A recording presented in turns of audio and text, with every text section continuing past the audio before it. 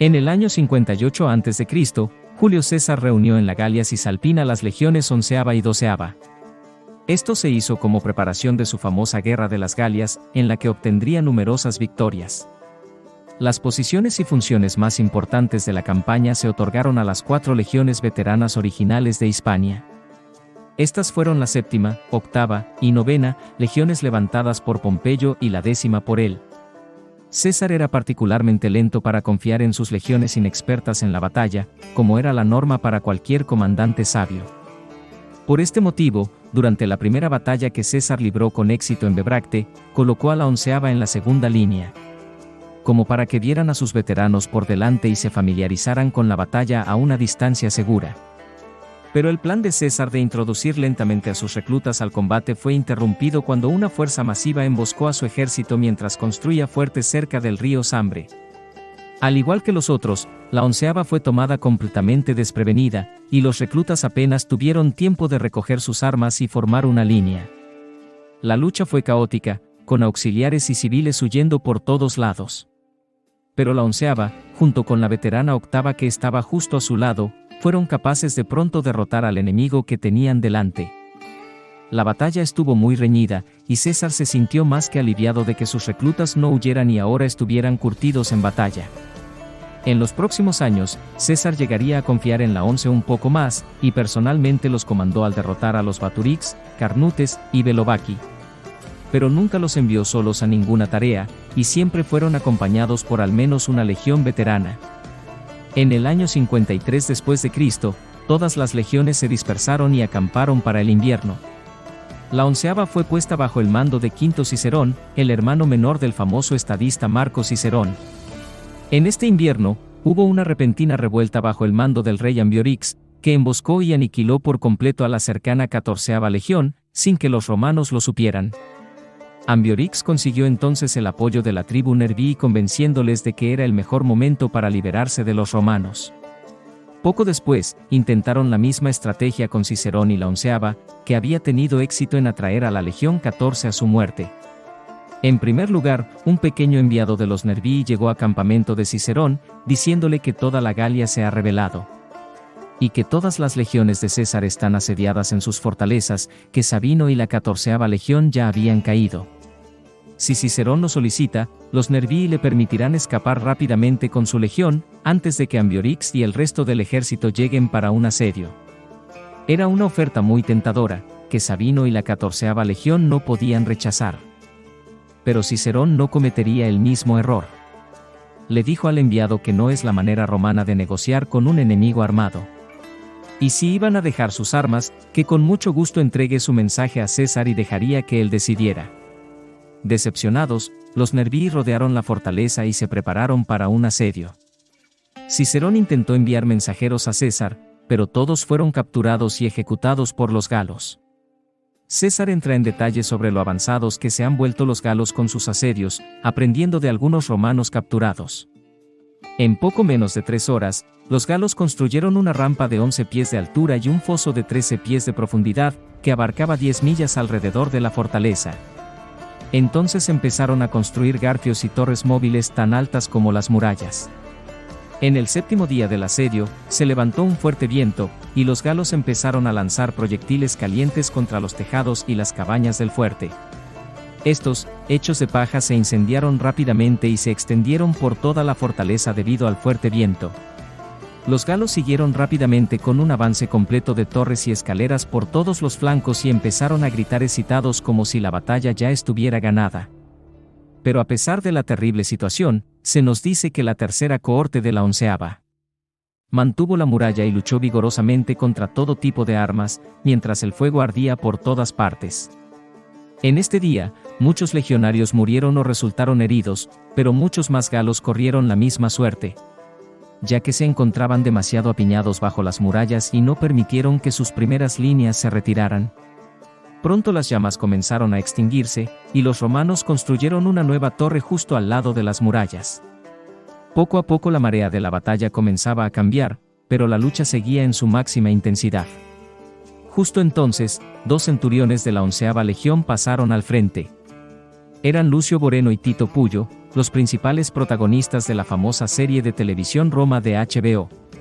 César escribe que los dos centuriones estuvieron compitiendo continuamente por un ascenso a las primeras cohortes durante años. Y nunca renunciaron a una oportunidad de convertir cualquier situación en una contienda personal. Mientras estos dos estaban en las murallas observando el golpe de los galos, Pullo exclamó a su competidor: ¿Por qué vacilas, Boreno? Ahora es la mejor oportunidad para demostrar tu valentía y hombría. Este mismo día decidirá nuestras disputas. Con estas palabras, Pullo saltó de las murallas y cargó contra los galos, con Boreno saltando rápidamente detrás de él. Pullo ve una pequeña abertura y lanza su jabalina, matando a un galo delante de él. Pero a su vez es alcanzado por muchos proyectiles de los galos, que atraviesan su escudo y su cinturón, haciéndole incapaz de desenvainar rápidamente su espada a tiempo. En ese momento, Boreno acude a su rescate y llama la atención de los galos, que pensaban falsamente que Pullo había sido atravesado por su cinturón y que se estaba muriendo. Boreno es capaz de matar rápidamente a un enemigo con su espada, y al hacerlo hace retroceder a los otros galos. Al intentar perseguirlos rápidamente, resbala accidentalmente debido a un hueco en el suelo. Pero antes de que los galos le alcancen, Pullo se lanza a la carga y juntos matan a un gran número de galos antes de volver a la seguridad de la muralla, bajo los vítores de los demás soldados.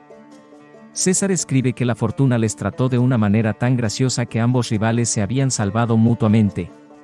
Y aún quedaba por determinar cuál de ellos había demostrado ser más digno. Creo que es importante detenerse a discutir por qué César escribe sobre este incidente. Fue un acto egoísta, indisciplinado y descuidado, que el ejército romano se esforzó tanto en castigar y evitar. César es conocido por excluir detalles que no beneficiaban a sus textos, así que, ¿por qué incluir este suceso? Lo más probable es que César quisiera mostrar el comportamiento que quería ver en sus soldados. No en las acciones de los dos centuriones, sino en sus espíritus. Ambos hombres se esforzaban al máximo para ganar una promoción y el respeto de sus superiores, tanto en realidad que crecieron a odiarse con el paso de los años. Sin embargo, cuando la situación se agravó, ignoraron sus rencillas, se ayudaron mutuamente y no permitieron que la competencia se interpusiera en su hermandad. Este era el comportamiento que César intentaba promover en su ejército, competiciones amistosas. Lo contrario que Sabino y Cate, de la 14ª Legión, que discutían y no apoyaban las decisiones del otro hasta el amargo final. Tras la carga de los dos centuriones, los romanos fueron capaces de derrotar a la primera oleada de galos lanzando piedras con sus hondas y prendiendo fuego a sus torres de asedio. En los días siguientes, la lucha fue más intensa, ya que más defensores fueron heridos. Pero afortunadamente, dentro de la fortaleza había un noble de la tribu Nervii que envió a su esclavo a entregar un mensaje a César. El esclavo, que era un nativo galo, fue capaz de escabullirse entre los atacantes y finalmente entregar un mensaje a César, quien inmediatamente reunió 2 legiones y acudió en su ayuda. También ordena a uno de sus jinetes galos que dé el mensaje a los defensores de que está en camino y que no deben cejar en sus esfuerzos. El mensaje es atado a una lanza y arrojado a las defensas. Después de 2 días, un soldado se daría cuenta y se lo llevaría a Cicerón, para gran alivio de todos dentro del campamento. Cuando Ambiorix se enteró del avance de César, rompió el cerco y marchó a su encuentro, después de lo cual fue destruido en la batalla. Cuando César llegó al campamento, se sorprendió por las construcciones y torres de los galos. Y por el hecho de que 1 de cada 10 soldados de la 11ª Legión había sido herido.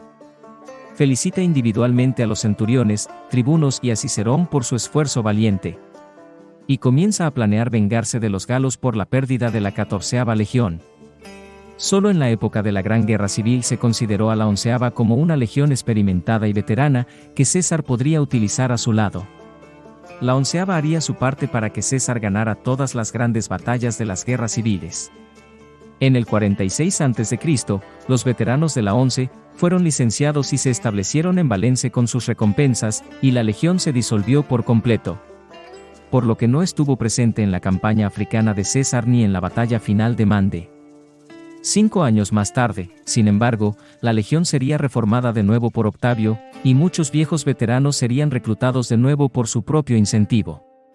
Esta es una ocurrencia muy interesante que era común entre los veteranos legionarios, pero podría parecer muy difícil de entender para muchos de nosotros hoy en día. Uno podría esperar que estos veteranos se alegraran de retirarse por fin con una buena cantidad de dinero después de 14 años de servicio disciplinado, para disfrutar de sus vidas en paz, tranquilidad y respeto por parte de los lugareños. Pero en la práctica, sería habitual que muchos veteranos simplemente no pudieran adaptarse a una vida civil tranquila, ya que era un cambio demasiado grande con respecto a su vida anterior en el ejército. Por lo tanto, es muy probable que Octavio reintegró la Legión 11 debido a las peticiones de muchos de sus antiguos veteranos, que gustosamente se alistaron para otro periodo de servicio, que era a sus ojos mucho mejor que permanecer como civiles envejecidos. Estos veteranos se convertirían ahora en centuriones y otros oficiales respetados dentro de la Legión, y transmitirían sus habilidades a los nuevos reclutas. Y así la 11ª volvió a existir, y fue estacionada en Bernem en Dalmacia. El siguiente acontecimiento interesante relacionado con la 11ª Legión tuvo lugar en el año 41 después de Cristo, cuando el impopular emperador Calígula fue asesinado en Roma. El siguiente candidato al trono era un hombre llamado Camilo Scriboniano, actual gobernador de Dalmacia. Era el que contaba con más apoyos en el Senado, por lo que probablemente se convertiría en el próximo emperador. Sin embargo, antes de que el Senado tuviera la oportunidad de actuar, la Guardia Pretoriana ya había elegido al emperador Claudio. Claudio era un hombre parcialmente sordo y cojo que no era nunca visto como una amenaza para los grandes de Roma. Por eso la elección fue una sorpresa. El carácter de Claudio, que evitaba los conflictos y cedía el paso a los demás, le convertía en un blanco especialmente vulnerable para los usurpadores, y Scriboniano lo sabía. Inmediatamente comenzó a planear su derrocamiento y juró restaurar de nuevo el Senado como máxima autoridad en Roma. Lo dijera en serio o no, se ganó el apoyo de muchos senadores y ecuestres. También comandaba un gran número de auxiliares, y lo que era más importante, las legiones 11ª y 7ª macedónica estacionadas en Dalmacia. Una vez que Claudio se enteró de esto, trató de renunciar al trono en favor de Scribonianus, pero fue convencido de lo contrario por sus partidarios. En este punto, el escenario está preparado para otra sangrienta guerra civil por el trono, en la que innumerables vidas se perderán por poca razón. Pero sorprendentemente, serían los legionarios supersticiosos de la 11ª que ahorrarían a todos el derramamiento de sangre. Verán, la tradición marcial romana llama a perfumes y guirnaldas se aplicarán a los estandartes de la legión antes de cualquier batalla. Pero Setonius escribe que los legionarios no pudieron encontrar los perfumes y guirnaldas, y que las propias normas quedaban clavadas en el suelo y no podían ser arrancadas. Estos fueron muy malos presagios para los soldados, y ambas legiones se negaron en redondo a seguir a Scriboniano. Apenas 5 días después de su revuelta, con su seguridad en peligro, Scriboniano huyó a la isla de Isa y se quitó la vida. El emperador Claudio se sintió más que aliviado por las acciones de las legiones, y concedió a las legiones 7ª y 11ª el título de Claudia Pia Fidelis, que significa leal y fiel a Claudio. Este sería el nuevo título de la 11ª legión, que solo llegaría a significar más.